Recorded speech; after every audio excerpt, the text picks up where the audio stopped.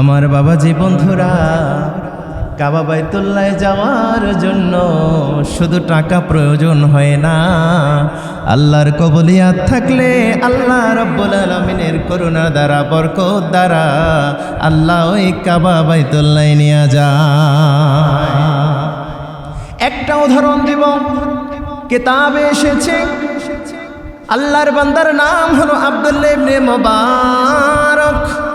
ইমাম বুখারী রাহমাতুল্লাহি আলাইহির শিক্ষক উস্তাদ ছিলেন যিনি, ইমাম বুখারী রাহমাতুল্লাহি আলাইহির শিক্ষক উস্তাদ যিনি, আমার বাবাজি বন্ধুরা অত্যন্ত ধনী মানুষ ছিলেন।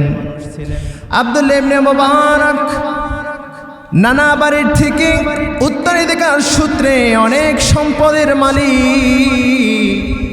তার একটা নেচার ছিল, প্রত্যেক বছর আল্লাহ রাব্বুল আলামিনের ভালোবাসায় অনেক মানুষদেরকে নিয়ে কাবা বাইতুল্লাহর পথে রওনা করে, হজ পালন করে। অনেক মানুষ সাথে নিয়ে যায়, কেননা অনেক বড় ধনাঢ্য মানুষ ছিল। প্রত্যেক বছরের ন্যায় এই বছরও তিনি কাবা বাইতুল্লাহর দিকে রওনা হয়েছে হজ পালন করার জন্য। কাফেলা সহ হজ সম্পন্ন করেছে। কি করেছে? হজ সম্পন্ন করেছে। এবার হজ সম্পন্ন করার পরে কাফেলাদেরকে একটু পাশে রেখে বাইতুল্লাহ হেরেমের মেঝেতে শুয়ে আছে, একটু ঘুমের মতন পড়ে গেল, তন্দ্রাচ্ছন্ন হয়ে গেছে।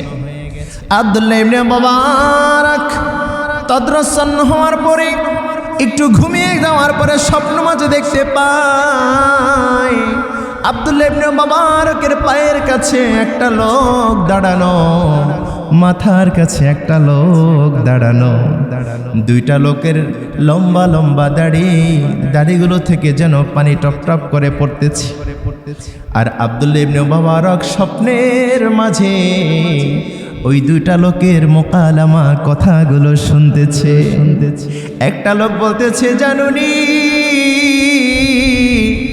এবার আল্লাহ রাব্বুল আলামিনের ঘর বাইতুল্লাহ জিয়ারত করার জন্য একজন আর দুইজন নয়, 6 লক্ষ হাজী সাহেবান এসেছে, কিন্তু কারো হজ কবুল হয় নাই।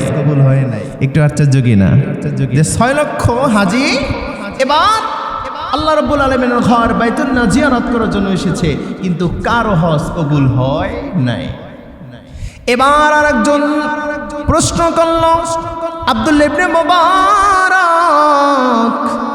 তিনি শুনতেছে ঘুমন্ত অবস্থায়, কারণটা কি? একজনে অন্যজনকে বলা বলি করতেছে, কারণ হলো বলতেছে 6 লক্ষ হাজির কারো হজ কবুল হয় নাই, কিন্তু একজনার জন্য আল্লাহ রাব্বুল আলামিন 6 জনের হজকে কবুল করে ফেলেছে। আল্লাহু আকবার। এবার প্রশ্ন করল, কে সেই লোক, কে সেই মহান ব্যক্তি? অন্যজনে বলতেছে, সে হলো আর কেউ নয়, সুদূর সেই সিরিয়ার একজন মুসি, জুতা সেলাই করে, জুতা পালিশ করে, কোনো আল্লাহর ওলি নাই, কোনো পীরও নয়, একজন সাধারণ মানুষ। তিনি হলেন একজন মুসি, যার নাম হলো আলী ইবনে মুআফিক। সুবহানাল্লাহ, আলী ইবনে মুআফিক। আব্দুল্লাহ ইবনে মুবারকের ঘুম ভেঙে গেল। হজ শেষ করে কাফেলা রওনা করলো। কাফেলাকে বলে দিল, যাও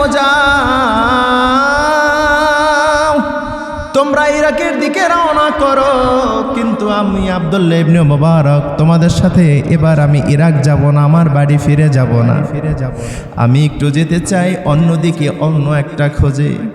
সবাই কাফেলার বলতেছে, শেখ কেন আপনি আমাদের সাথে যাবেন না? আপনাকে ছাড়া তো আমরা কেমন যেন একটা খালি খালি মনে হয়, একসাথে এসেছি, একসাথেই যাব। বলে, না না না, সব ঘটনা পরে তোমাদেরকে খুলে বলবো, আপাতত তোমরা চলে যাও। আব্দুল্লাহ ইবনে মুবারক হাঁটি হাঁটি পা করে সিরিয়ার দিকে রওনা করলো। সিরিয়ার দিকে রওনা করে যখন সিরিয়ার মধ্যে পৌঁছে গেল, শহরে গিয়া বলে, ও আমার ভাইরা রে, ও আমার বাজানেরা রে, তোমরা কি আলী ইবনে মুআফিক নামে কাউকে চিনোনি? বলে, না, এ নামে আমরা কাউকে চিনি না। এবার আব্দুল্লাহ ইবনে মুবারক হাঁটি হাঁটি পা করে সিরিয়ার গ্রামের দিকে, বস্তির দিকে রওনা করল। বস্তির দিকে রওনা করে বলল, প্রশ্ন করল, ও আমার ভাই, আমি আব্দুল্লাহ ইবনে মুবারক, আমি মক্কা থেকে এসেছি হজ পালন করে। তোমাদের কাছে একটা ছোট্ট ইনফরমেশন হবে নাকি? তোমাদের এই বস্তির মধ্যে সিরিয়ায় আলী ইবনে মুআফিক নামে কোনো ব্যক্তি আছে নাকি? বলে, হ্যাঁ হ্যাঁ, আমরা তো চিনি। আলী ইবনে মুআফিক হলো সাধারণ একজন মানুষ, একজন মুসি, জুতা পালিশ করে। কিন্তু আপনাকে তো আমরা চিনে ফিরেছি, আপনি তো হলেন আব্দুল্লাহ ইবনে মুবারক। কেন আপনি এই সাধারণ মানুষটার কাছে এসেছেন?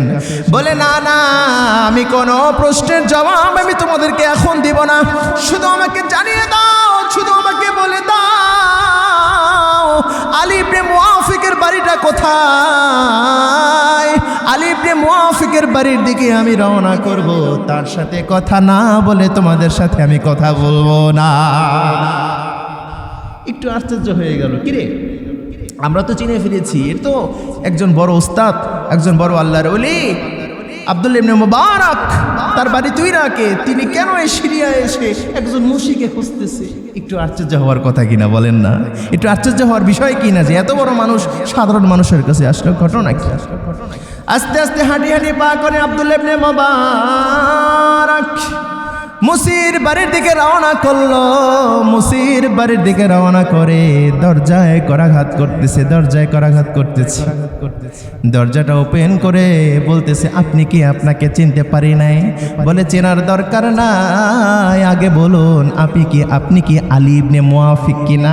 বলে, হ্যাঁ, আমি আলী ইবনে মুআফিক, আমি একজন সাধারণ মানুষ, আমি মুসি, আমি জুতা পালিশ করি, আমার তো কোনো যোগ্যতা নাই। কিন্তু আপনাকে তো চিনে ফেলেছি, আপনার নাম বহু মানুষের মুখে শুনেছি, আপনি একজন হাদিসের ওস্তাদ, আপনি হলেন আব্দুল্লাহ ইবনে মুআফিক, আপনি হলেন আব্দুল্লাহ ইবনে মুবারক। পরে সুবহানাল্লাহ। বলে, কেন শায়েখ আমার কাছে এসেছেন, কারণটা কোথায়? বলে, একটা কারণ হলো, বলো তুমি কখন এবার হজে গিয়েছিলে? তুমি কি আমল করেছ? তোমার আমলের কারণে আল্লাহ রাব্বুল আলামিন এই বছরের 6 লক্ষ হাজির হজ কবুল করে ফেলেছে। এবার আলী ইবনে মুআফিক চোখ দুটো দিয়ে ঝরঝর করে পানি পড়তেছে, বলতেছে, ওস্তাদ, আমি তো এবার হজেই তো যাই নাই, কিভাবে আল্লাহ আমার হজ কবুল করলো? বলে, না না, এটা হবে না, আমি স্বপ্ন মাঝে দেখেছি তুমি হজে গিয়েছো, আর তোমার জন্য আল্লাহ 6 লক্ষ হাজির হজ কবুল করে ফেলেছে। বলে, এটা কেমন কথা? এটা কেমনে সম্ভব? আমি তো হজেই যাইনি, এটা কেমনে হয়? এটা তো সম্ভব না, আমি তো এবার হজেই গেলাম না। তবে হ্যাঁ, হাদিসের ওস্তাদ আব্দুল্লাহ ইবনে মুবারক, আপনি চাইলে আপনাকে আমি একটা ছোট্ট ঘটনা শোনাইতে পারি। আমার জীবনে একটা ঘটনা ঘটে গেছে, তবে আমি হজে যাই নাই, হজের টাকাগুলো দিয়ে আমি একটা নেক কাজ করেছি। বলে, কি? বলে, কারণ হলো, আমি যেদিন হজে রওনা করব, সেই দিন হঠাৎ করে আমার ব্যাগ, আমার থলে, আমার সমস্ত কিছু প্রিপারেশন রেডি, আমি কাফেলার সাথে রওনা করব। হঠাৎ করে আমার গর্ভবতী স্ত্রী বলতেছে, স্বামী গো, আপনি হজে চলে যান, জানি না ফিরে এসে দেখা হবে কিনা, আমার তো বড় একটু গরুর গোশত খাইতে ইচ্ছে করতেছে। সুবহানাল্লাহ। আমি কই পাবো? আমার তো সেই অর্থ নাই। আমি মুসির কাজ করে করে অল্প অল্প টাকা জমাই আমি হজের জন্য কয়টা টাকা আমি রেডি করছি। আজকে এখন আমার স্ত্রী বলতেছে যে আমাকে একটু গরুর গোশত খাওয়ান, সেই গরুর গোশতর টাকা তো আমার কাছে নাই। সুবহানাল্লাহ।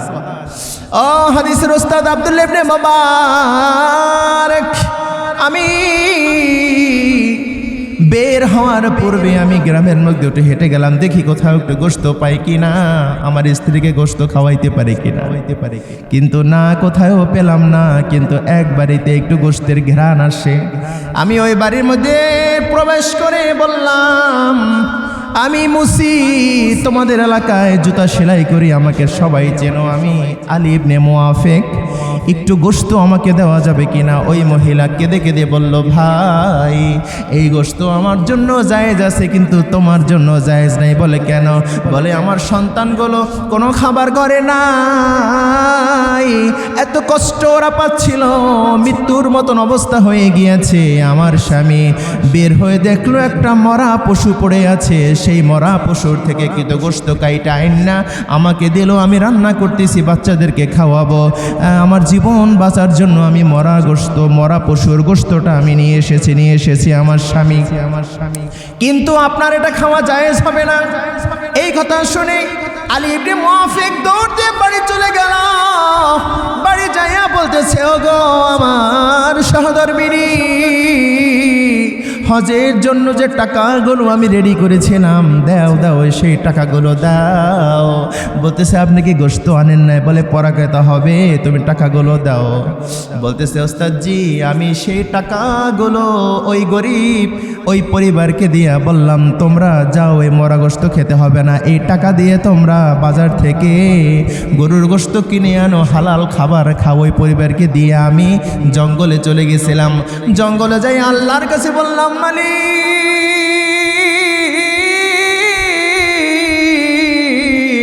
আপনি তো দেখেছেন আমার টাকাগুলো একটা গরিব পরিবারকে দিয়ে দিয়েছি, বড় কষ্ট করে জুতা পালিশ করে করে অল্প কিছু টাকা আমি জমাইছিলাম গো আল্লাহ, সবার সাথে আমার হজটাও কবুল করেলেন, আমি আপনার ঘরে যাইতে পারলাম না, আজকে এই বনে জঙ্গলে বসে আপনাকে ডাকতেছি গো আল্লাহ, আমার হজটা আপনি কবুল করে নেন। আল্লাহু আকবার। এবার বলল, ও আব্দুল ইবনে মুবারক হাদিসের উস্তাদ, আমি তো হজে যাই নাই, কিভাবে আল্লাহ হজ কবুল করলো? ইন দি মিন টাইম ঘরের পাশের কিছু লোক চলে আসলো, যাদের সাথে হজে রওনা হওয়ার কথা ছিল। আয়সা বলতেছে, এই আলী ইবনে মুআফিক, তুমি এখানে কেন? বলে, আমি কই থাকবো তাইলে? বলে, তুমি না দেখলাম যে আমাদের সাথে একসাথে বাইতুল্লাহ জিয়ারত করতেছো? আল্লাহু আকবার। আবার আরেকজন দৌড় দিয়ে এসে বলতেছে, এই আলী ইবনে মুআফিক, তুমি কখন চলে আসলে? আমাদের কাফেলা রেখে চলে আসছো। একটু বিষয়টা আশ্চর্য লাগে না? হজ তো যায় না, উনি হজে গিয়েছে, হজে তো যায় নাই, উনি তো জঙ্গলে বসে আল্লাহর ইবাদত করতেছে আর কাঁদছে যে আল্লাহ আমার টাকাগুলো একটা গরিব পরিবারকে দিয়ে দিয়েছি, মালিক আপনি কবুল করেন আমার হজটুকু। আরেকজন এসে বলতেছে, এই আলী ইবনে মুআফিক, শোনো, তোমাকে না দেখলাম সাফা মারওয়া সাই করতেছো, হঠাৎ করে তুমি যে কোথায় পালাইয়ে গেলা, তোমাকে আর পাইলাম না। তৃতীয় নম্বর এক লোক এসে বলতেছে, এই আলী ইবনে মুআফিক, শোনো, তুমি নবীজির রওজা জিয়ারত করার সময় এই যে থলের মধ্যে, এই ব্যাগের মধ্যে কিছু দিনার, কিছু টাকা, কিছু অর্থ তুমি আমার কাছে রাইখা নবীজির রওজা জিয়ারত করছো, এরপরে তুমি যে কই গেলা, তোমার এই টাকাগুলো ফেরত দেওয়ার আমার সুযোগ আর হয় না। পরে ভেবেছি যে ওই বস্তিতে গিয়া আলী ইবনে মুআফিকের বাড়ি গিয়া এই আলী ইবনে মুআফিককে টাকাগুলো ফেরত দিব, যদি বাড়িতে দেখা হয়। সুবহানাল্লাহ, আল্লাহর কি কুদরত। আলী ইবনে মুআফিক কিন্তু হজে যায় নাই, হজের মানুষগুলো আলী ইবনে মুআফিককে দেখেছে। আলী ইবনে মুআফিকের টাকাগুলো একটা গরিব পরিবারকে দিয়ে দিয়েছে, আল্লাহ তো হজ কবুল করেই নিয়েছে, বরঞ্চ আলী ইবনে মুআফিকের টাকাগুলো আল্লাহ আবার ফেরত দিয়েছে। সুবহানাল্লাহ। এবার আব্দুল্লাহ ইবনে মুবারক বলল, শোনো শোনো, কাবা চত্বরে আমি যখন ঘুমিয়ে গেলাম, ঘুমের মধ্যে হঠাৎ স্বপ্নে দেখি দুইটা লোক, কারা তাদেরকে আমি চিনি না, কওয়া করতেছে, তাদের মোকালামা করতেছে, কথা বলতেছে। ওই সিরিয়ার আলী ইবনে মুআফিকের কারণে আল্লাহ রাব্বুল আলামিন এবারের এই 6 লক্ষ হাজিদের হজকে আল্লাহ কবুল করে নিয়েছে। কি বুঝলাম এর দ্বারা? অর্থ হইলেই কিন্তু মানুষ হজে যায়, কিন্তু কবুল করার মালিক তো আল্লাহ। আপনি নিয়াত করেন, খাস নিয়াত করেন যে আল্লাহ আমাকে হজ কবুল করো, অন্তত আল্লাহ জীবনে একটা বার হলেও যদি ধনেরটোবার না করো আমাকে, অন্তত একটা বার হলো উমরার মাধ্যমে তোমার ঘর বাইতুল্লাহ এবং নবীর রওজা জিয়ারত করার জন্য তৌফিক আল্লাহ দেয়।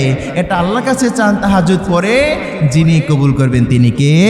তিনি আল্লাহ। এর জন্য আমার নিয়াতকে খালেস করতে হবে। নিয়াতকে খালেস করে যদি আল্লাহ কবুল করে ফেলে, দেখবেন যে কোনো এক মাধ্যমে আল্লাহ তাআলা কবুল করে ফেলছে ইনশাআল্লাহ, আল্লাহ নিয়ে যাবে। আমরা নিয়াতকে খালেস করব, আল্লাহ সুবহানাহু ওয়া তাআলা যেন আমাদেরকে হজ এবং উমরা পালন করার তৌফিক এনায়েত করে। পড়েন আমিন।